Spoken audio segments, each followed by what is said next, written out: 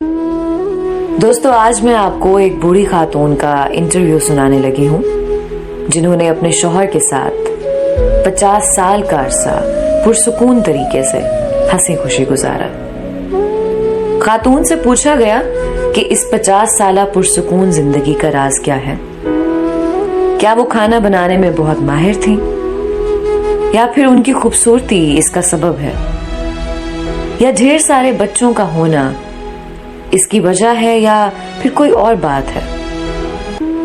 बूढ़ी खातून ने जवाब दिया, पुरसुकून शादीशुदा जिंदगी का दारोमदार अल्लाह की तौफीक के बाद औरत के हाथ में होता है। औरत चाहे तो अपने घर को जन्नत बना सकती है और चाहे तो इसके बरक्स यानी जहन्नुम भी बना सकती है। इस सिलसिले में मालो दौलत का नाम मत लीजिए।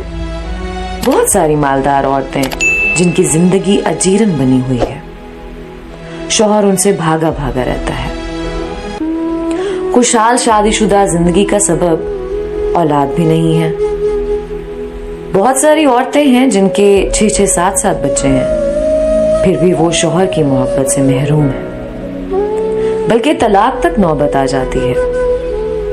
बहुत सारी खवातीन आला से आला तरीन खाना पकाने में माहिर होती हैं, दिन भर नए से नया खाना बना रही होती हैं, लेकिन फिर भी उन्हें हर रोज शौहर की बदसलूकी की शिकायत रहती है। इंटरव्यू लेने वाली खातून सहाफी को बहुत हैरत हुई। उसने पूछा, फिर आपकी इस खुशहाल जिंदगी का राज क्या है? बूढ़ी खातून ने जवाब दिया, जब मेरा शौहर इंतहाई गुस्से में होता है ना, तो मैं खामोशी का सहारा लेती हूँ, लेकिन उस खामोशी में भी एहतराम शामिल होता है। मैं अफसोस के साथ सर झुका लेती हूँ। ऐसे मौके पर बाज खवातीन खामोश तो हो जाती हैं, लेकिन उसमें तमस्कर का आंसर शामिल होता है। इससे बचना चाहिए। समझदार आदमी उसे फौरन भांप लेता है। मामा निगार खातून ने पूछा, ऐसे मौके पर आप कमरे से क्यों नहीं निकल जाती? बूढ़ी खातून ने जवाब दिया, नहीं, ऐसा नहीं करना चाहिए। ऐसा करने से शौहर को ये लगेगा कि आप उसे जान छुड़ा रही हैं, उसकी कोई बात सुनना ही नहीं चाहती हैं। ऐसे मौके पर खामोश रहना चाहिए और जब तक वो पुरसुकून ना हो जाए उसकी किसी बात की मुखालफत नहीं करनी चाहिए।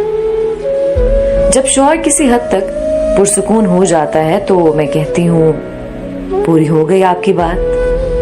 फिर मैं कमरे से चली जाती हूँ, क्योंकि मेरा शौहर बोल बोल कर थक चुका होता है और चीखने चिल्लाने के बाद अब उसे थोड़े आराम की जरूरत होती है। मैं कमरे से निकल जाती हूँ और अपने मामूल के कामों में मसरूफ हो जाती हूँ बस। खातून सहाफी ने पूछा, इसके बाद आप क्या करती हैं? क्या आप बोलचाल बंद करने का असलूब अपनाती हैं? एक आध हफ्ता बातचीत ही नहीं होती होगी। बूढ़ी खातून ने जवाब दिया, नहीं तो इस बुरी आदत से हमेशा बचना चाहिए। ये दूधारी हथियार होता है। जब आप एक हफ्ते तक शौहर से बातचीत नहीं करेंगी ना, तो ऐसे वक्त में जब उसको आपके साथ मुसालिहत की जरूरत होती है तो वो इस कैफियत का ना आदी हो जाएगा और फिर ये चीज बढ़ते बढ़ते खतरनाक किस्म की नफरत की शक्ल इख्तियार कर लेगी। सहाफी ने पूछा, फिर आप क्या करती हैं? बूढ़ी खातून बोली, मैं 2-3 घंटे बाद शौहर के पास एक ग्लास जूस या फिर एक कप कॉफी लेकर जाती हूँ और फिर मोहब्बत भरे अंदाज में कहती हूँ, पी लीजिए। हकीकत में शौहर को उसकी जरूरत होती है। फिर उससे नॉर्मल अंदाज में बातें करने लगती हूँ। वो पूछता है, क्या मैं उससे नाराज हूँ? मैं कहती हूँ, नहीं तो। उसके बाद वो अपनी सख्त कलामी पर माजरत जाहिर करता है और खूबसूरत किस्म की बातें करने लगता है। इंटरव्यू लेने वाली खातून ने पूछा, और आप उसकी ये बातें मान लेती हैं?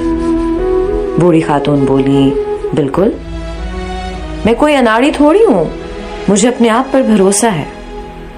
क्या आप चाहती हैं कि मेरा शौहर जब गुस्से में हो तो मैं उसकी हर बात का यकीन कर लूं, और जब वो पुरसुकून हो तो उसकी कोई बात ना मानूं? खातून सहाफी ने पूछा।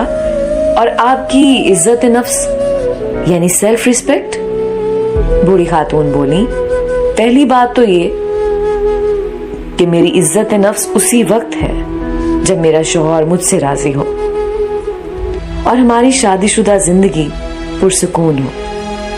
दूसरी बात ये कि शौहर बीवी के दरमियान इज्जत नफ्स की कोई चीज नहीं होती।